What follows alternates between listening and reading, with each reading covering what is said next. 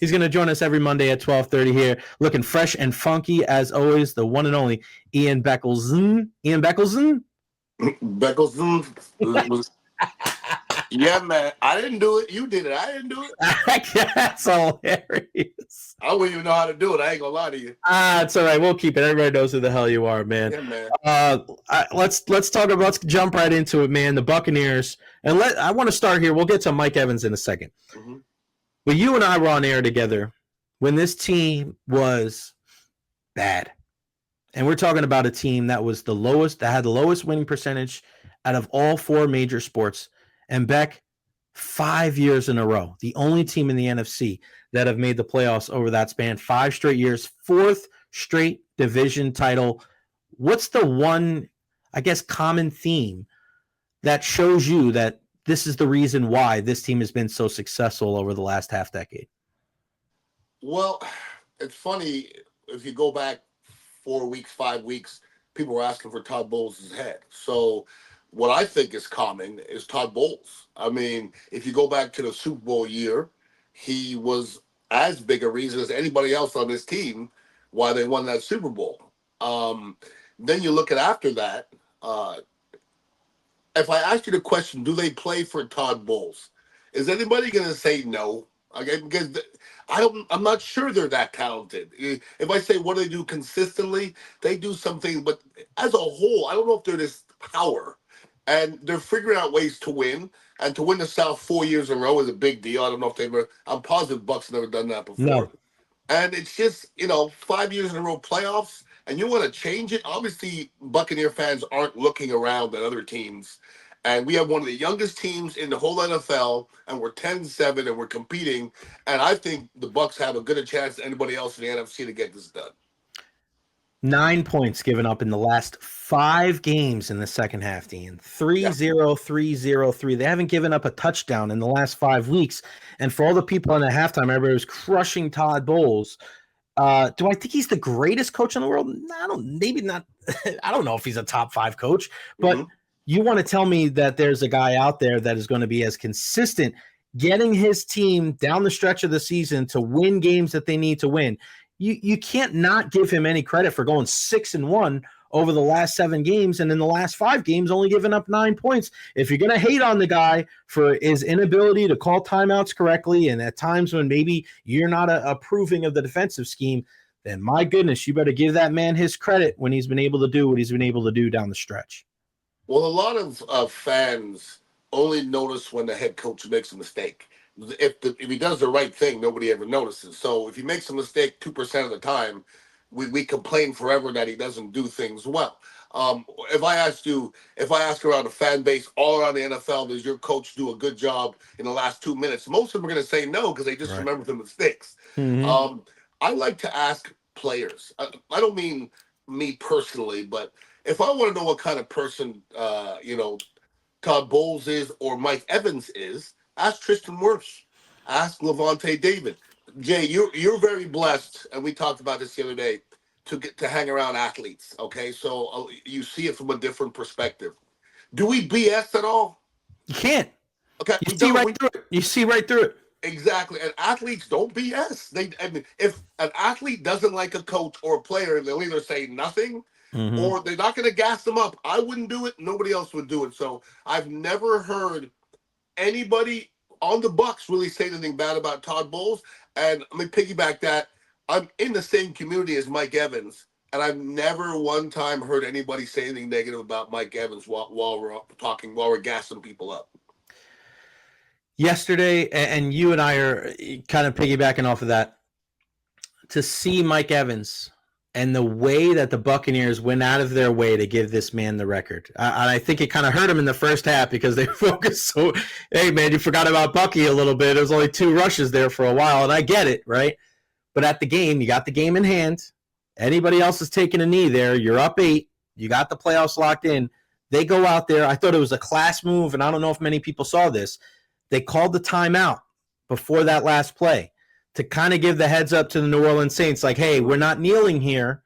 And I think there was an unspoken, like, hey, we're going to try to get Mike the record. And I know Coach Rizzi is just an interim coach, but all I heard leading up to the game is that And New Orleans played hard yesterday. And Rizzy's he's probably not gonna be their guy going forward. But he did well down the stretch for that New Orleans team where it's like that guy's gonna get a job. Maybe not a head coach, but he'll definitely get picked up somewhere. And for the New Orleans Saints, and seen the battles over the years, for them to be like, all right, cool. And they played off them, 6, 7 yards, 8 yards ain't gonna change their day. Nobody's gonna look at New Orleans and look at them in any type of way. But to see how the organization embraced Mike getting that record before, during, and after, is it more? Does it say more about Mike Evans, or does it say more about the organization, you think? I think both. I think the Saints conceding is a testament to who Mike Evans is. Okay, right. And listen, not all organizations are going to do that. I'm just telling you right now, because I'm old school. You remember when Strahan got that record? Yeah, that pissed me off more than anybody, because if I was an offensive lineman on the other team and you gave him a sack, when I guarantee in that offensive line room, everything was focused on not giving him the record. Mm-hmm. And they shut him out the whole game, and Favre gave him the record. That pissed me off, okay? Yeah. It shouldn't piss Mark Gastineau off that much still. Right. That was a little bit too much, but, as an offensive lineman, it pissed me off. Now, the whole thing with Mike Evans when they got the ball back, everybody said they're going to throw to Mike, and I was like, I don't know if they're going to. I've never seen this before. I've never seen a situation where the game was over and a team run a play. I've never seen it. It's odd. And for the Saints, because if the Saints wanted to, they could have put 6 guys over there. Right. And they could have done what they want. So I think who Mike is had a lot to do with that. And I don't know if Baker Mayfield and the organization and the fans didn't want it more than Mike. And look around other organizations. The Dallas Cowboys benched Cooper Rush because he was 2.5% away from making a big bonus. And there's some organizations that did their best to get their players their bonuses, like the Bucs. And there's some disgruntled organizations like the Cowboys that are doing what they can to save money, and that won't work ultimately in a locker room. I promise you that locker room's talking, and that can't go well. And the Bucs have done it the last couple of years. Antonio Brown, Rob Gronkowski, these incentives. And isn't it crazy, though, like to see how you're talking about the Bucs with Hugh Culverhouse. Mm-hmm. You're talking about a team that was getting their games blacked out. Mm-hmm. You're talking about a team that was the laughing stock of all of sports, Ian, and now they're not just winning. I think that's the thing that sticks out to me more than anything. Mm-hmm. The Bucs aren't just winning. Like, they're doing things the right way. Like, they're treating people the right way. And unfortunately, we compare a lot to the Rays where, they're trading they traded away Randy Arozarena, right? And I saw a video say of Randy Arozarena stealing home plate in the playoffs. And I'm like, why would you ever get rid of that guy? You need good vibes. And as much as people want to say good vibes don't pay the bills, good vibes don't win championships, I mean, man, I think a lot of times, Ian, that kind of stuff goes hand in hand. Well, I tell you what, I was part of the Hugh Culverhouse regime, and let me show you how it differs. I was in a game, last game of the season, and Lawrence Dawsey, a wide receiver from Florida State, he said, bet. I say, what's up? He goes, I need one catch for $50,000. And I go, what? He goes, I need one catch for $50,000, and they're not calling my number. And it was the end of the game. And I looked at Craig Erickson, I go, snap the ball and throw him the ball. He goes, what? I go, snap it and just throw him the ball for $50,000. I'll take it. Craig goes, you're taking it? I go, I'll take it. Because I don't want an organization to come to me to tell me that they're doing things to not get that guy $50,000. Right. I don't want that. And look at the difference. That was, $2-3 million for Mike? $3 million. How much is it? $3 million. Most organizations are going to do what they can and not give you that money. And I love the fact that the Buccaneers are one of those elite organizations now that treat their players the right way, because that wasn't the case back in the day. That's a fact. Think about it like this, Ian. The Cowboys didn't want to give Cooper Rush $250,000. Yeah. The Buccaneers did everything they could to give Mike Evans $3 million. Yep. From the outside looking in, you're talking about Dallas, the most successful franchise maybe in all sports when it comes to the profits. Mm-hmm. And you're talking about the Buccaneers. It's crazy how this whole thing has turned. And I really don't think it's a mystery that the way that they've been handling their business, and I think it starts with guys like Jason Light and Todd Bowles, has led to this team having success. And I think you look at Baker Mayfield. Ian, if you're a Bucs fan, you know what Baker Mayfield's shortcomings are. But, I mean, when that guy's willing on 3rd and 11 to go and lower the shoulder just to get that 12th yard to make sure that it's a first down, have you ever been prouder as a Bucs fan? I feel like now's the time, and I know they winning the first Super Bowl and second Super Bowl, but when you're talking about success, when you're talking about the people that are in charge, when you're talking about the leaders of the group, I don't know if there's ever been a time where the Tampa Bay area was ever prouder of the Tampa Bay Buccaneers. Well, I think that's what most fans want to do. They want to be proud of their team, and they also want to have a good product out there. And I think the Buccaneers are doing both. With Mike Evans, he's salted earth type cat. I don't say that about many people, Jay. You know that's true. Right. Baker Mayfield, I've not heard negative things about Baker Mayfield ever. He seems to be a family man. I like to hear stories like Tristan Wirfs saying, I met him for the first time. He was like, let's go get a beer. And we've been cool since.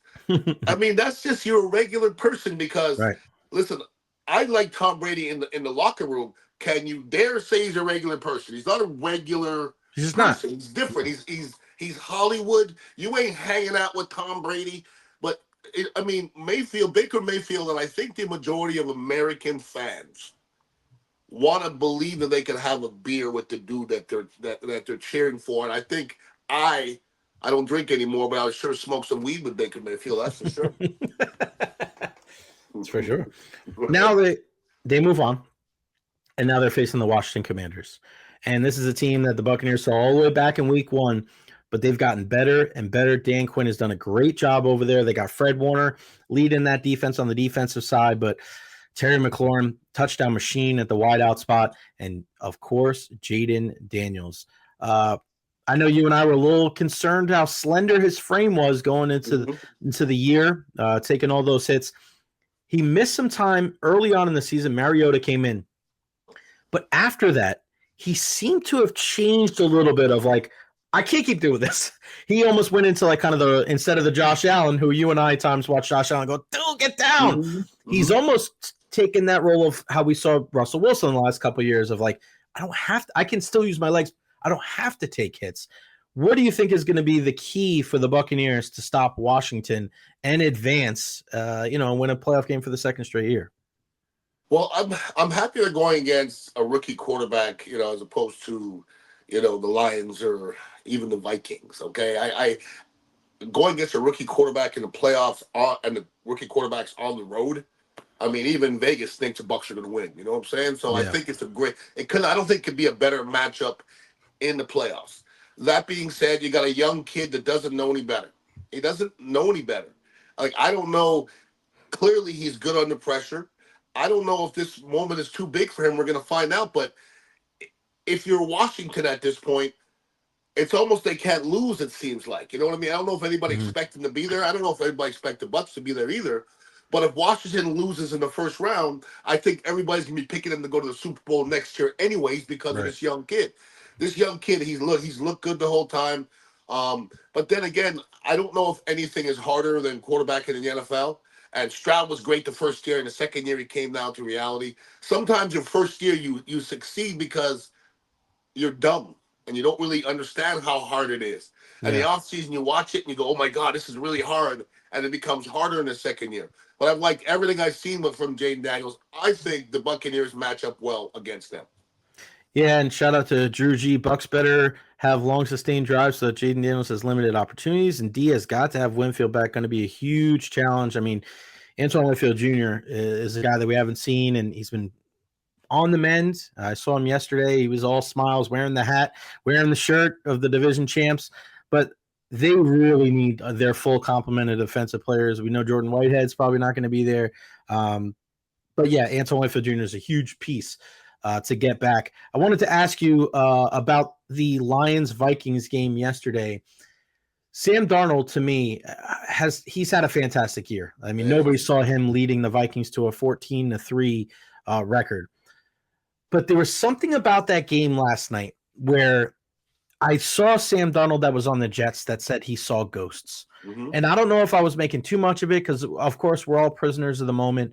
Last year the Bucs won 9-0 in the final week of the season, and they go and they beat the Eagles, right? The team that the year before was in the Super Bowl. But I just don't know how to feel about Minnesota. I feel good about Detroit. I mean, that team is solid on both sides of the ball, and I think Minnesota tries to be solid on both sides of the ball.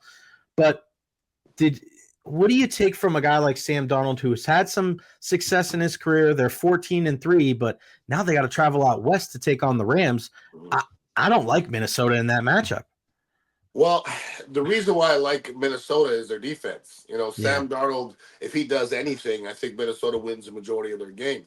I think you have to give a lot more love to Aaron Glenn for what he did to Sam Darnold yesterday, because he was seeing ghosts. Aaron Glenn, that's my boy who I was with the Jets for briefly. Listen, Sam Darnold is a middle of the league quarterback, and that's saying a lot.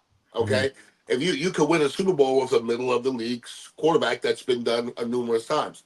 Sam Darnold's going to get $40 million after this year. Okay, that's just the way it's going to go. You can't give it to JJ McCarthy after that. You can't, because then you got to start from scratch again. You might start off 0-4, and then the fan base is going to flee, and it's going to be a terrible situation. Sam Darnold, I was having this conversation with Tony Mayberry yesterday.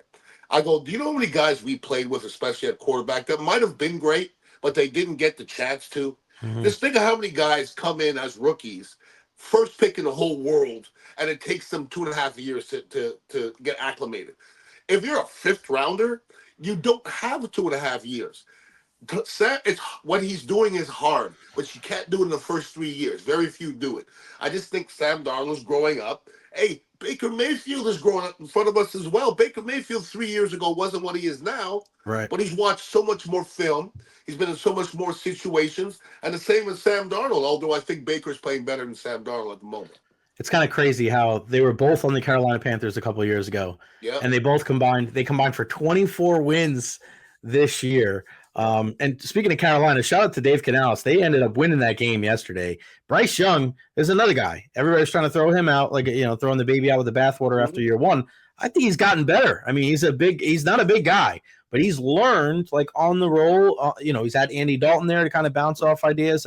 I think you give up on quarterbacks too early in this league, and I just think that's just a death knell for franchises. And then, we see some of these other stories in the NFL where a guy like Gerard Mayo only gets 1 year with the New England Patriots, seeing 4-13. It looks like Mike Vrabel's in their crosshairs, but man, it's kind of crazy how, some guys you'll get 3 years, like Doug Peterson, before he gets let go. They announced today that Joe Shane and Brian Dable are going to get another crack at it with the Giants, but Gerard Mayo, 1 year in and out of New England. It's kind of crazy how it works in the NFL. How the hell did the Giants GM survive that? How did that happen? I think they've had so much turnover, since they won the Super Bowl, that they're looking for some kind of consistency. And I can see where look at their draft class. The draft class is, Tracy's good, Neighbors is good. Like he did a decent job drafting. And we see this a lot of times too, where guys need some time, right? Jason Light did pick Mike Evans first, but he also picked some other duds as well. And you look at Noah Spence and Vernon Hargreaves and Roberto Aguayo. And, if you don't live with Jason Light for a little while, you don't get him to kind of learn the error of his ways and pick Antoine Winfield Jr., Tristan Wirfs, and Bucky Irving. So I think it's tough in the NFL because it really does stand for not for long. Well, just think if you're an owner, all right, Jay, and you're the general manager says, I really think we should give this guy $180 million, okay? And then the next year you cut him, you got to go. I don't give a crap what your name is, what your pedigree is. And then listen, I'm the first person to say that Saquon, they couldn't have re-signed him. But it looks so terrible. It looks bad. It couldn't look. The man almost got the record, and he didn't even play in the last game. And y'all didn't do squadooch a whole year or so. It looks terrible. God bless him for keeping his job, but I don't know. That was you lucky man. Yeah, he is a lucky man. You got that right. And you look at Rich McKay and the job that he's been doing. There's another guy. Hey, Kirk Cousins. Here's $180 million. And then you draft Michael Penix, and then people are talking about getting rid of Kirk Cousins. Just another example. I said it before, Ian. You don't win the championship in the offseason. So everybody could, Atlanta can have all that. What do you got coming up on In the Trenches this week? It's funny. First of all, well wishes to Tom Ponzo. Yes, Ponzo. Who was getting his ticker checked. And I did the In the Trenches this morning, and Chris was doing the audio and the everything and the video, and I did the whole thing and it got messed up. So I got to actually redo it a little bit later. So your people got my best stuff before everybody else. So In the Trenches is my podcast. Come and hang out with us over here at Dignitary Cafe, and I'm always on the bone, and sometimes I'm gonna do a little something on 620 again with Pat. Nice. So I'm a little bit everywhere, brother. I hear that. 4817 Southwest Road Boulevard. Go check out the digs. The new sign outside looks fantastic. Yeah, man. And before I let you go, I think we should let the cat out of the bag. The big announcement that we have coming up. Yeah, man. January 5th. Go ahead. I'm gonna let you do it, but I'm excited. We talked about certain different situations, and then the other day we just basically blurted out the same thing. It's right in front of us, but go ahead. It's so funny. This is how like when you work with people and they become friends, and you finish each other's sentences. But Ian and I were possibly going to do something together, as like In the Trenches or on my podcast, and then all of a sudden it was just like, why don't we just do a Beckles and Recher podcast? So that's what we're going to do. That's the big announcement here. Not only is Ian going to join us every Monday at 12:30 here on the Jay Recher podcast, because I'm going to be live every day at noon, but every single Wednesday starting on January 15th, the Beckles and Recher podcast is going to be underway. We're going to be live. We're going to be talking about everything. Yeah, we're going to talk football. Yeah, we're going to talk about Bucs. But you know how Ian and I are. We're talking about food. We're talking about music. We're going to talk about, stories that are going on in the world that I don't think any other shows, I don't care if it's sports or anything, they don't have the balls to talk about. So Ian and I are going to get together next Wednesday, the 15th. We can do 3 or 3:30. I think 3 sounds good. All right, 3 o'clock next Wednesday, the 15th. We're going to be live every Wednesday at 3 o'clock. So put that on your calendars now. Monday, January 15th, starting at 3 o'clock, the Beckles and Recher podcast. And just like, how about Jay Kobe in here? Beckles and Recher. Sultry lady voice. How many podcasts start off with a dope-ass song and a dope-ass logo? Let's rock. You got that right. Yeah, it's funny because when I was at the digs the other day, we were trying to find the old song, the old Beckles and Recher song. So we'll definitely have that as well. Ian, appreciate your time, my friend. One love, enjoy, and I'll talk to you later on this week. Stay black. You know it. Got my card. I got it back. I got it back from Tony the Racist. All right, my brother. All right, kid. See it.